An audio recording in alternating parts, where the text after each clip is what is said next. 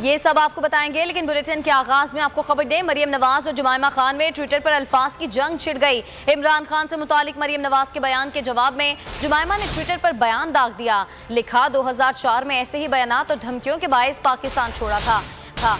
मरियम नवाज ने जवाब दिया, आपके साबिक शौहर दुश्मनी में दूसरों के खानदानों को घसीटते हैं, दूसरों के पास भी कहने को सख्त बातें हैं।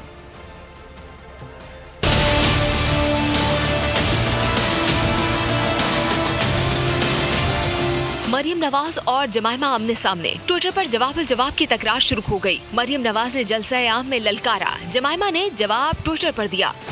लिखा, ऐसे ही बयानात और धमकियों के बायस 2004 में पाकिस्तान छोड़ा था, लेकिन ये सिलसिला अब भी जारी है। मरियम नवाज ने ट्विटर बयान का जवाब उसी प्लेटफॉर्म पर दिया। लिखा, मुझे आप में, आपके बेटों में या आपकी जाती जिंदगी से कतई कोई दिलचस्पी नहीं। मेरे पास कहने और करने को बेहतर काम मौजूद हैं। अगर आपके साबिक शौहर दुश्मनी में दूसरों के खानदानों को घसीटते हैं तो दूसरों के पास भी कहने को सख्त बातें होंगी। आपको अगर किसी को मोरिद इल्जाम ठहराना है तो अपने साबिक शौहर को ठहराएं।